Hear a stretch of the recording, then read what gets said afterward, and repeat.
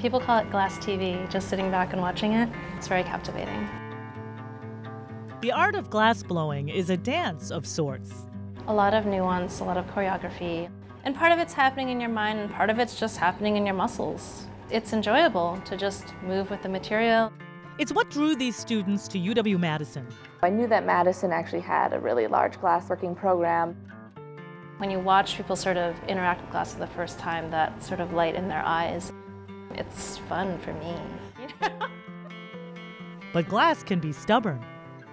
You gather the glass and then you cool it down just a little bit, because if it's too liquid and too hot, it's just going to be uncontrollable. Molten glass can reach temperatures up to 2,200 degrees Fahrenheit. Timing is really crucial. So you always have to keep it rolling. If you don't, the glass will sag and fall off. It's kind of that excitement of not knowing what's going to happen. It's not something you just learn and then it's done. It's something that's an ongoing process. That's certainly been true for artist Audrey Handler. Her love affair with glass began nearly 50 years ago. Then I was wandering around downtown and I happened to see this building that said Glass Lab. And I saw these furnaces, funky little furnaces with flames just coming out of the door. And I said, I got to do that. It was 1965. And what Audrey didn't know is those little furnaces would change the art world. I went to see the professor, Harvey Littleton, and I asked him if I could join his class.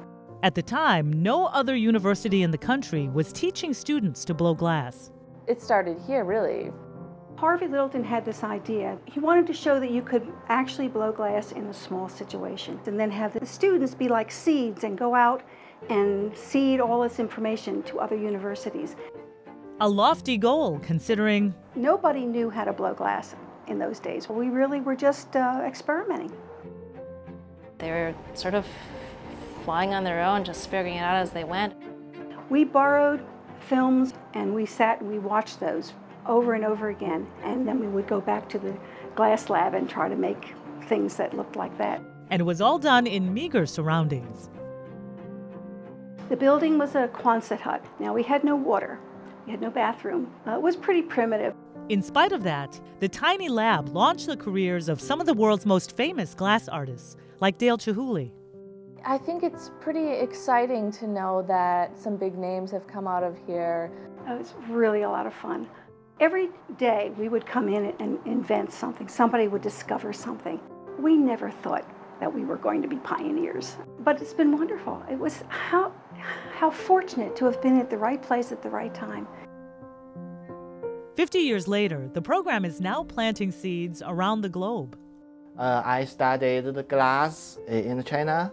Chonglu graduated from the top art school in China, and in spite of limited English, decided to travel halfway around the world to continue his studies in Wisconsin. It starts from here. That's one of the important reasons for me to choose come to America. We're like right at the leading edge of what's happening in glass. As the art form becomes more abstract. Right now, in terms of history, it's a really interesting moment. There's so many experimental approaches to glass happening right now where conceptual contemporary art and glass are starting to intersect. What I'm doing now wasn't done, 40, 50 years ago. They're not only creating, they're also fulfilling Littleton's vision. To get it into the students' hands, have them graduate and get it out into other universities. Many Chinese universities are very interested in the glass.